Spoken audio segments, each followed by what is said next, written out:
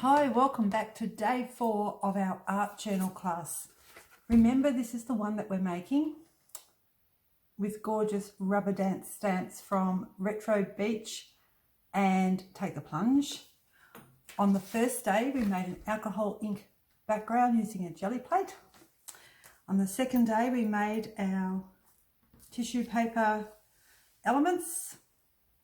And then yesterday, we made our seashells. So I'm just putting them in my hand for you, like that. There are 7. Here's one. I'll just hold one up for you. Hang on. How cool is that? And each one looks different. Now, so they're all our elements done. Today we're working a little bit more on our background. And then tomorrow we're going to put the whole lot together and the art journal page is finished. Okay, let's go down to the table. What you need for this today is, I'm using white gesso. You could use white paint and water it down because what you're after is a bit of a wash. So the gesso being thinner and a lot waterier is a great one for this. We're going to tone some of the colour out of the background.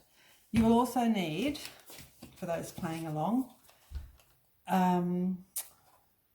Kitsch Flamingo and Faded Jeans Distress Oxides, a blending tool, and I'm using more stamps from the Retro Beach set, and we're using the star, and we're using some words from this set today. You could, if you wanted to, if you're doing it at home, you could use the seahorse, or you could use the anchor. You could use whatever other ones you want, really. But we're using the star and the words. Now, a little hint with the words. Sometimes it's difficult to see which way is up and which way is down. And I don't know if you've ever had it happen to you, but sometimes you stamp it and the words are upside down. A little trick is to put an arrow on the back pointing to which way is up. Can you see that? So I know when this is on my acrylic block, and I'll just show you quickly, and I'll turn my acrylic block over, I can see where the arrow is. So I now know that when I stamp with the arrow pointing up, the words are going to be correct each time. So that's a nice handy little thing, and that will save you so much time the more times you use the stamp. I'm only using these words from this set because why not use as many stamps as we can from one set? Why have half a dozen sets? Tomorrow we'll be using stitching, and I like this one here from Grungy Borders.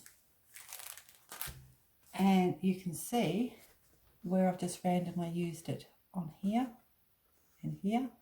And we'll also be putting that on tomorrow. But today we're just going to finish off the background. Here we go. First of all, the gesso. Oh, and I also have some water handy, just in case. And I have a brush. So one that's about, just thicker than wider than what your finger is. Not as wide as 2 fingers. So about 1 inch, I think that is. What's that in the new measurements? 2.5 centimetres? Something like that. Okay.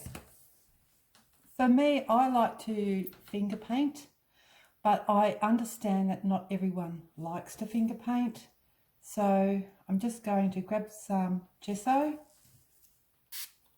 water it down a little bit, mix the water through, just to make it transparent. I think that's the word for it. So I can see through. I don't want to cover everything in white. Now I know from this page, I want the shells to stand out and not be lost in the background. So I want to create a bit of white around this area. So that'll be roughly here. And I can just paint or wash just randomly like that. I also know that I want the words to stand out. So I might put some whitewash up here as well, which is up in that area. And just to have it blending in, just feather it out with the brush. It's easy to feather out by lifting the brush as you come up, and you get that lovely fan effect. So this is what we've done so far. So we've taken some of the colour off that background. Do you remember how bright it was before? Bright is good, but bright's not everything, is it? And just here, just take a little bit of the colour out. Now by having a wash, what I can do, I don't know if you can see, just turn you around a little bit more. If I wanted to, I could go in with a second coat and thicken that white up. I'm going to dry it off a little bit.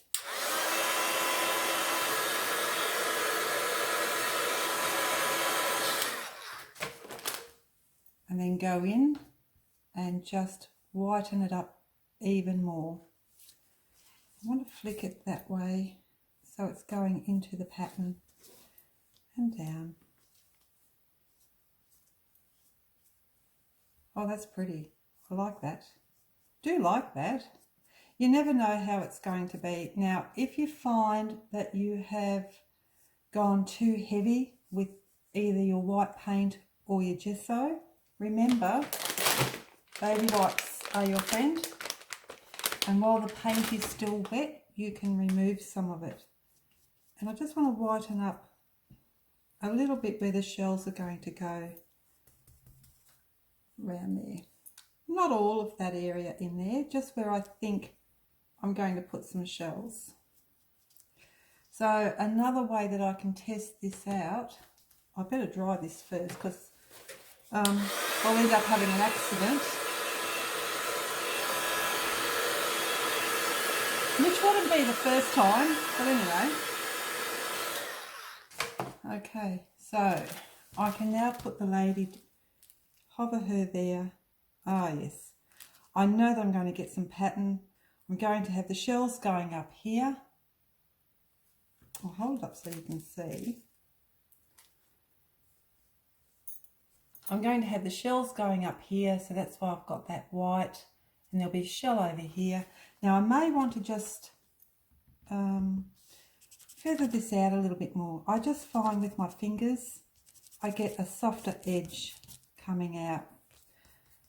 It's okay, you can get a soft edge also with a brush. You just have to be watching what you're doing and be really, really gentle.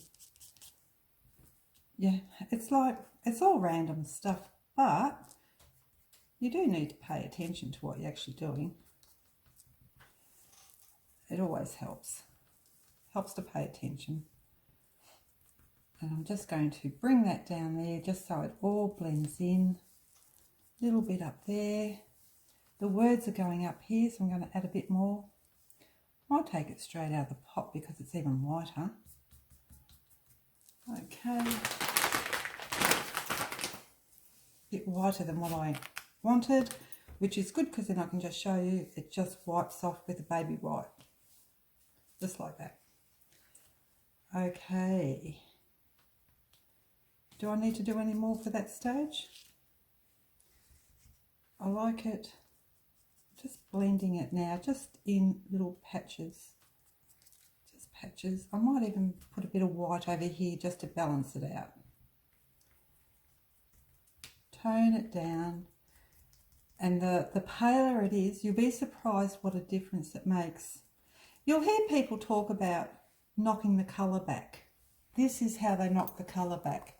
Bit of watery gesso or watery paint, or with a baby wipe if it's too heavy. And anything that's too bright, you take the brightness off. Okay. Make sure that's dry.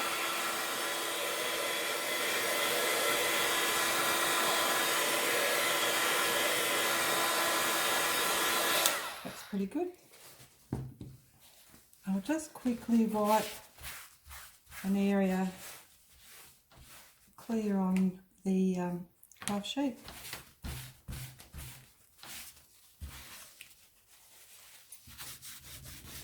The paint comes off really easy once it's dry. If you try and remove gesso or paint from a craft sheet while it's still wet, usually what you're doing is you're just moving it around everywhere. But if you wait just those few minutes for it to dry, it's like it peels off in flakes. So I always think it's nicer just to wait. There we go. So this is how our background is looking now. Can you see how different that is with a bit of the colour taken out? Like that. Now we're going to put some stamping on there. And this is where the oxides come in. So I'm going to use, I'll probably need a smaller acrylic block for this, but this will do. This is just checking that it's staying on there. And I'm going to do it in pink. See what the quiche flamingo looks like. If it's not dark enough, I can go in with picked raspberry. And I'm just going to stamp around the edge of where the white gesso is. Okay, so I'll show you what I'm doing. Can you see where I've added the stars? Just to the edges of where the white meets the background. So it's another way of just blending everything together. It's really subtle. I know there's going to be shells going here. That's okay. And I might throw another one there. I'm also looking for where there are pink parts in my pattern, because those pink parts, I'll show you up here. So there's some pink alcohol ink in the pattern, and I've stamped the pink shell, and it kind of brings it out and blends it into the white area, just subtly. Everything's subtle, just like that. Now the other thing I'm going to do, I'll take that off there, I'll just clean it with a baby white, because Distress Oxides, it just tends to go everywhere when I use it, so just be on the safe side. We'll clean that up. The words, will I use an acrylic block or won't I?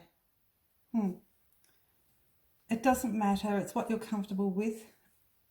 I know which way is up because of the arrow, and I'm going to do some faded jeans stamping with words. Actually, I'm more comfortable doing random and rolling of the stamp, so that's what I'm going to go with. I'm just going to stamp in a couple of places. Again, focusing on the edges. Put on some more ink. It's a really great way to add a border too. And I can add some little detail up through the side here where the shells are going to go. Oh, very nice. And what this also does, just how we use the pink stars to blend the white gesso into the background, I've done exactly the same thing using the words. So they are also helping to blend and integrate the white areas into the background. So the white is put on to knock back the brightness, but we don't want it to look really obvious. So part of the disguise is a bit of stamping, and we've used pink stars and blue words. I don't know how well it's showing up on this. And there's some down here on the bottom as well. That's as far as we're going today, because that's quite a bit. So that looks totally different to when we started. I hope you can see what the difference is. So some pink starfish and some blue words onto a very muted white area. Now I did want to put the white everywhere, because where we're going to put these smaller ones might be up there. I want to put it where the background is, so that the background comes through. I'm not going to put this onto white because nothing will show through. We're going to put it where something will come through. But that's tomorrow. Tomorrow we're going to put the whole lot together. Everything comes together tomorrow. So it'll be the words and the stitching. That'll take about 2 minutes, if that. We're going to glue on the tissue paper and we're going to place our stars on there as well. The seashells on there as well. So busy day tomorrow. Hope to see you, and I hope you've been playing along. Don't forget to go and check out the rubber dance stamps at Ink Art Designs. You'll find them at inkartdesigns.com/shop. We'll get you there quicker. And that's about it for today. I hope you enjoyed it. I hope you're playing along and have fun with your stamps. See you later.